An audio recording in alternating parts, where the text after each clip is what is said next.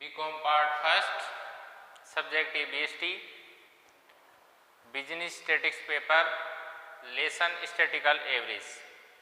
पिछली क्लास में पढ़ने क्वेश्चन नंबर 30 तक कर लिया था। आज ही क्लास में अपन क्वेश्चन नंबर 31 कर रहे हैं। क्वेश्चन नंबर 31 है 31।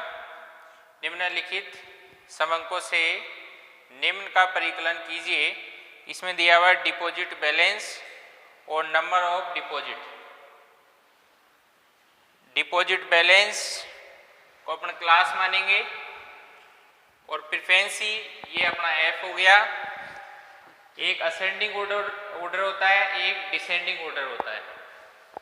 तो ये डिसेंडिंग ऑर्डर मतलब अवरोही क्रम में दिया हुआ है क्वेश्चन, इसे अपन असेंडिंग ऑर्डर यानी आरोही क्रम में इसे सबसे पहले व्यवस्थित करेंगे। तो नीचे से 0 से 10 आ गया।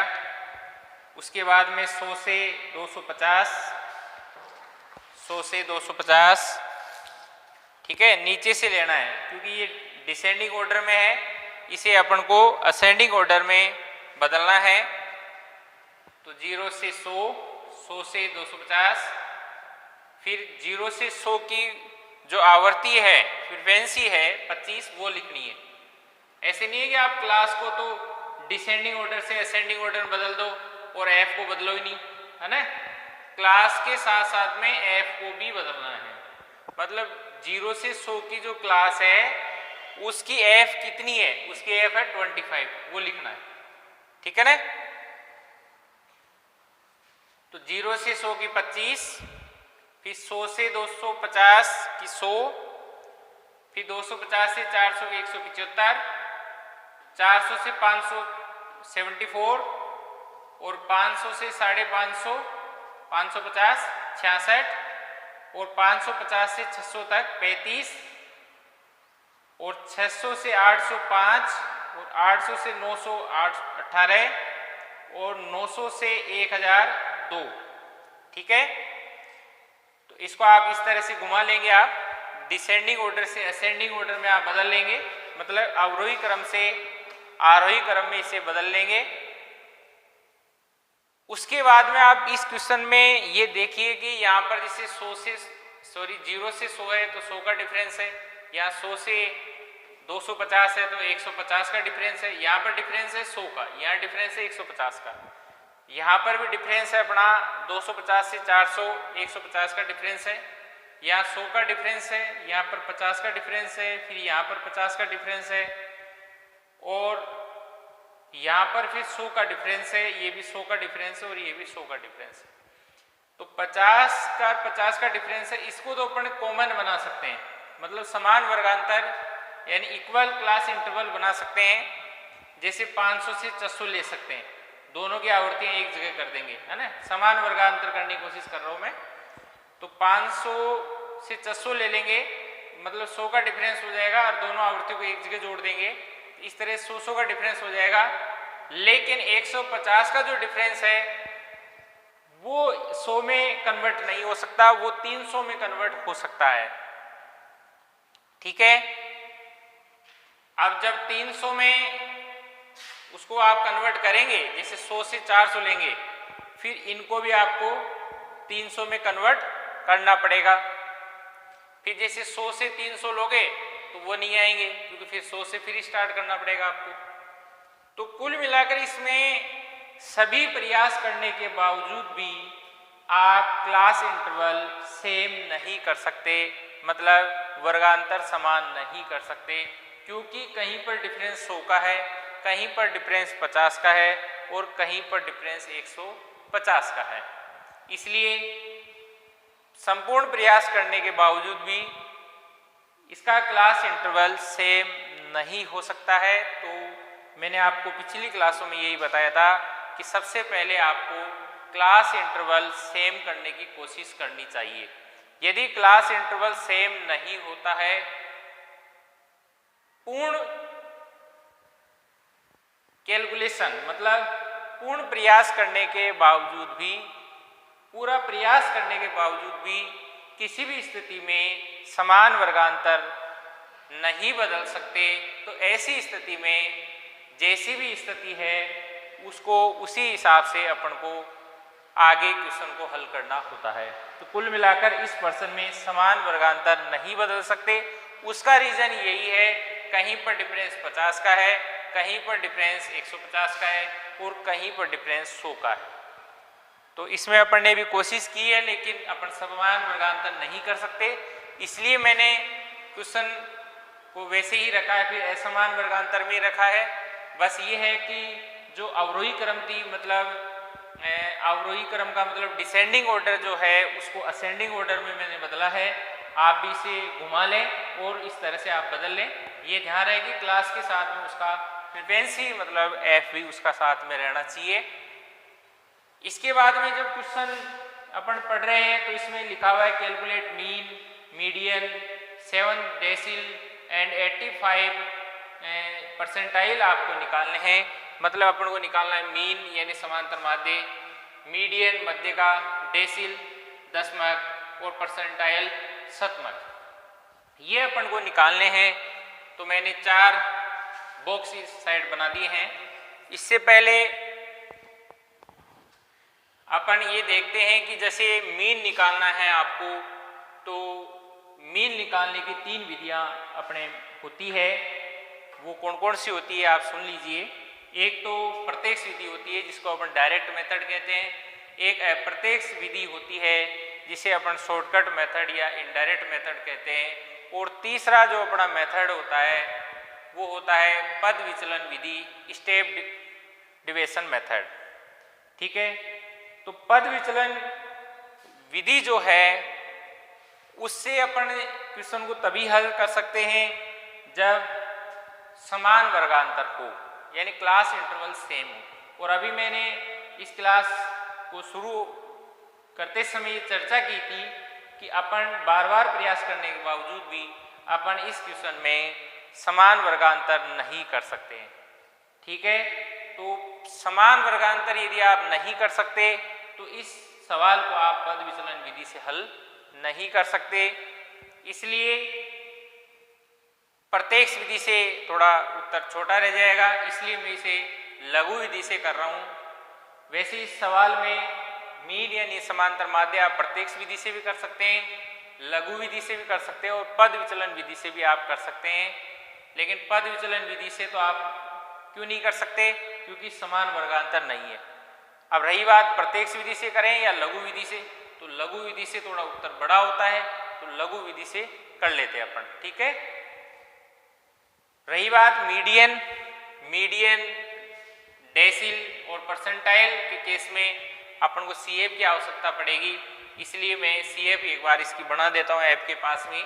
तो 25 ऐप से बनेगा सीएफ, संचय बारंबारता 25, 25 में 100 जोड़ेंगे 125, 125 में 175 जोड़ेंगे 300 और 300 में 76 जोड़ेंगे 374 और 374 में अपन 66 जोड़ेंगे 440 और 440 में 35 जोड़ेंगे 475 और 475 में 5 जोड़ेंगे 480 और 480 में 18 जोड़ेंगे 498 और 498 में 2 प्लस करेंगे तो 500। इस तरह से अपनी ये सीएफ बना लेंगे। अब मैं बात करता हूँ मीन यानी समांतर माध्य, एक्स बार बराबर A plus sigma f d x बटा एन। ये कौन सा मेथड है? शॉर्टकट मेथड है, मतलब लघु विधि से इसको हल कर रहे हैं अपन। इसके लिए ए मानना पड़ेगा अपन को कोई भी अज्यूमिंग मीन, और सिग्मा एफ डी एक्स चाहिए, एन चाहिए। तो एन तो क्या है? एफ का जोड़ एन, यानी 500 हो गया अपना। अब अपन को एफ डी एक्स के लिए पहले डी एक्स चाहिए और डी एक्स से भी पहले एक्स चाहिए। एक्स कैसे बनेगा? क्लास इन जो डिफरेंस है उनको जोड़ जोड़ के आप 2 का भाग देते हैं, 0 और 100 को जोड़ के 2 का भाग देंगे 50, ऐसे 100 प्लस 250 प्लस करके दोनों मतलब L1 L2 मतलब निम्न सीमा और उच्च सीमा को जोड़ के और 2 का भाग देना है, x बन जाएगा 0 प्लस 100 बटा 2 50, 100 प्लस 250 बटा 2 175, 250 प्लस 400 बटा 2 325। इस तरह से आप दोनों L1 और L2 को जोड़ के और 2 का भाग देंगे तो 50, 175, 325, 450, 525 525 को रेड कलर में मैंने इसलिए लिखा है क्योंकि मैं इसको अज्यूमिंग मीन मान रहा हूँ, ए मान रहा हूँ, इसलिए लिखा है 575, 700, 850, 950। अब dx कैसे निकालेंगे, dx को कैलकुलेट कैसे करेंगे, dx बराबर x माइनस ए, ठीक है, x अपना ये रहेगा अपन ने जो भी बनाया है, और a अपन ने x में से कुछ भी मान सकते हैं, मैंने 525 माने हैं, आप दूसरा भी कोई मान सकते हैं, 525 माने हैं, तो x में से a घटाना है, मतलब 50 में से 525 घटाएंगे तो माइनस के 475, 175 में से 525 घटाएंगे तो माइनस के 350, इस तरह से आपको घटाने हैं। 325 में से x माइनस ए, x कितना है 325, a कितना है 525, तो 325 में से 525 घटाएंगे तो माइनस के 200, आगे इसी तरह से माइनस के 75, 0 प्लस के 50 प्लस के 175 प्लस के 325 प्लस के 425, प्लस के 425 कैसे है, x माइनस ए मतलब 950 में से 525 लेस करेंगे तो 425 आ जाएंगे। इसी तरह 0 कैसे आएंगे, 525 में से 525 लेस करेंगे 0। आप ये ध्यान रखना x माइनस ए कर रहे हैं, x ये अपना है, a ये मान रखें। अब f dx चाहिए तो f को dx से मल्टीप्लाई करना है, ये आपका f रहा, यानी जैसे 25 को आपको मल्टीप्लाई करना है dx से, तो 25 प्लस के हैं और 475 माइनस के हैं, दोनों को मल्टीप्लाई करेंगे तो माइनस में 11,875। इसी तरह 100 गुणा 350 माइनस के हैं, माइनस के 35,000। इसी तरह से f को आपको dx, f और dx को मल्टीप्लाई करना है, आगे माइनस के 35,000 माइनस के 5,550, 0 क्यों है, देखिए 0 को किसी भी संख्या से यदि मल्टीप्लाई करते हैं तो 0 ही मान आता है। उसके बाद में प्लस के 1750 प्लस के 875 प्लस के 5,850, देखिए प्लस के 5,850 किस तरह से आए हैं, dx प्लस का 325 है, 325 को आप f से मल्टीप्लाई कर दीजिए 18 से, 18 गुणा 325 5,850, इसी तरह से 850 प्लस के, इसका पूरा जोड़ करेंगे आप तो माइनस में बचेंगे, माइनस में 78,100 आ जाएंगे सिग्मा एफ डी एक्स। अब आप फॉर्मूला देखिए, x बराबर a plus sigma f d x बटा एन, तो a का मान कितना है, क्या माना था a का मान अपन ने 525, तो 525 a आ गया plus sigma f d x कितना है अपना माइनस का 78,100 रुपये, तो माइनस के 78,100, n कितना है अपना, f का जोड़ देख लीजिए, n कितना है 500, तो ये 500 आ गया, 525 ये माइनस का है ये प्लस का है, यहाँ गुणा का चिन्ह मानेंगे बीच में, तो प्लस और माइनस को गुणा करेंगे तो माइनस आएंगे, 78,100 में 500 भाग देंगे तो 156.20 आएंगे, 525 में से 156.20 लेस करेंगे 368.80, यह आपकी मीन यानी समांतर माध्य आ गया। नेक्स्ट देखिए आप मीडियन, मीडियन का लिए सबसे पहले m छोटा n/2, तो n का मान कितना है, n का मान है 500, तो 500 में 2 का भाग देंगे 250, ये 250 आपको CF में देखना है, देखिए 25, 125 और 300, 300 के अंदर आ जाएंगे वो कौन से 250, इसलिए मैंने लिख दिया है यहाँ पर नीचे मीडियन ग्रुप, यानी ये वाला मीडियन ग्रुप हो गया। कौन सा वाला मीडियन ग्रुप हो गया, 250 से 400, 250 से 400 मीडियन ग्रुप हो गया, क्योंकि यहाँ पर CF 300 है और वहाँ पर वो 250 आ रहा है, तो 250 किसके अंदर आएंगे 300 के अंदर, L1 250 हो गया, F 175 हो गया और C हो गया इससे जस्ट ऊपर वाला 125।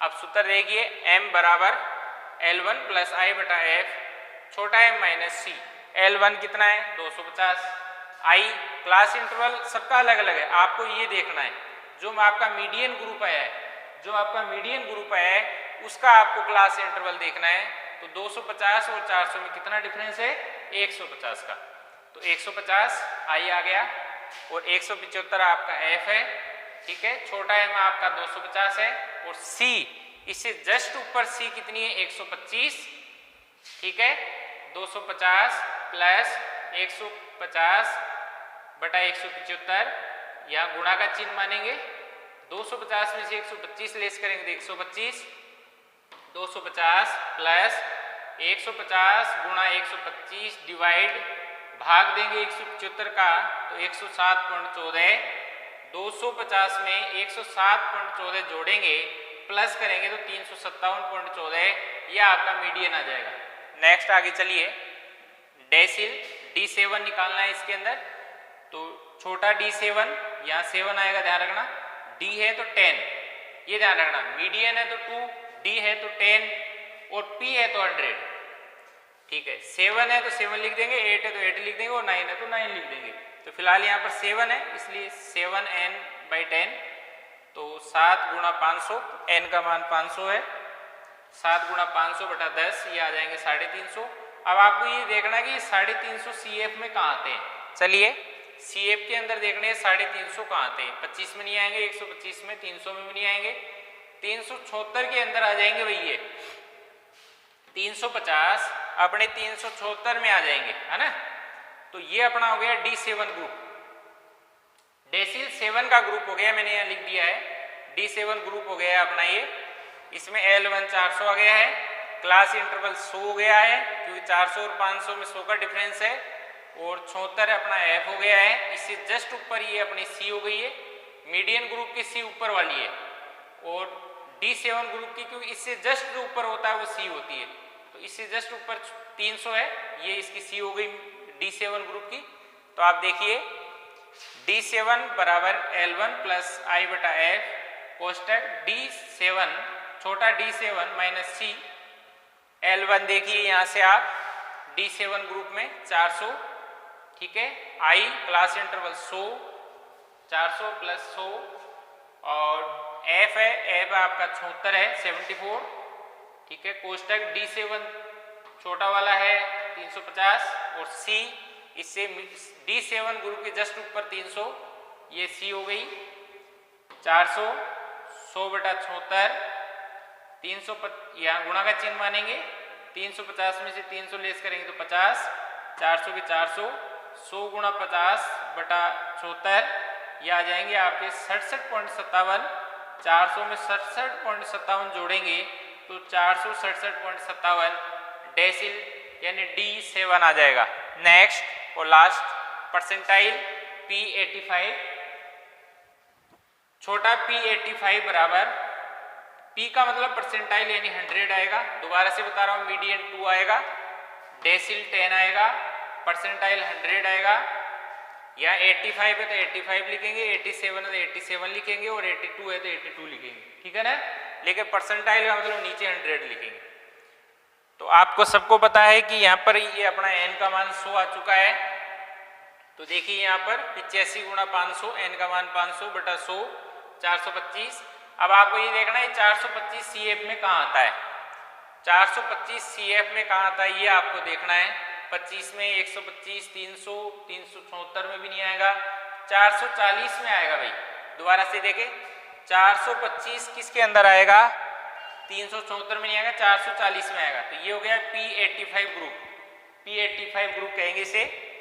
L1 500 गया, क्लास इंटरवल इनका 50 हो गया, 500 और 550 में 50 का डिफरेंस है, F आपका 66 हो गया, और इससे जस्ट ऊपर जो वो C हो गई आपकी 374, ठीक है, यहां तक समझ में आ गया।